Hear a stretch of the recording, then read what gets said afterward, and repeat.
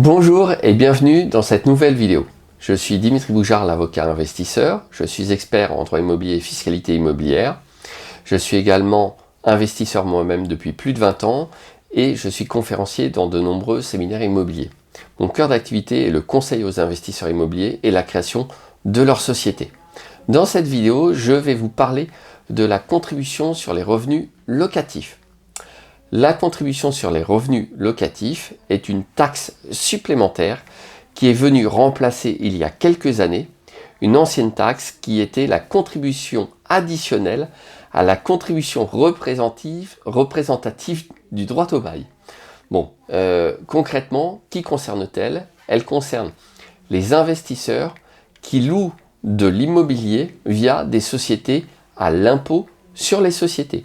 Donc vous avez une société qui achète un bien immobilier, elle va louer ce bien, quel que soit le mode de location, et par conséquent, elle va être soumise à cette CRL.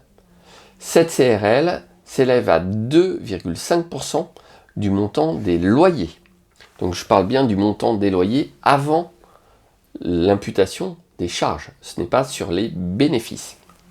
Il existe quelques exceptions. Déjà, elle n'est due que sur les immeubles achevés depuis plus de 15 ans.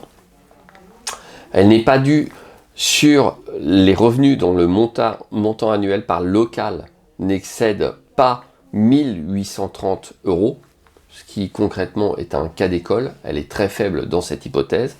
1830, on ne va pas bien loin sur un seul local. Elle n'est pas due sur les terrains nus.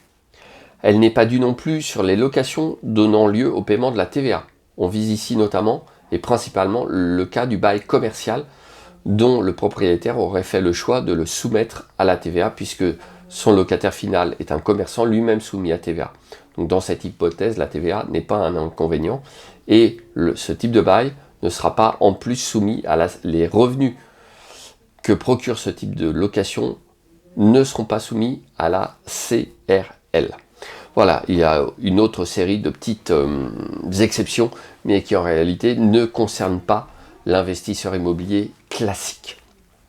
Comme vous le voyez, il y a toujours des petites taxes additionnelles par-ci, par-là, et je me suis aperçu au fil de ma pratique que beaucoup d'investisseurs qui investissent en société civile immobilière à l'impôt sur les sociétés, bien sûr, ne connaissaient pas l'existence de cette fameuse CRL, contribution sur les revenus locatifs.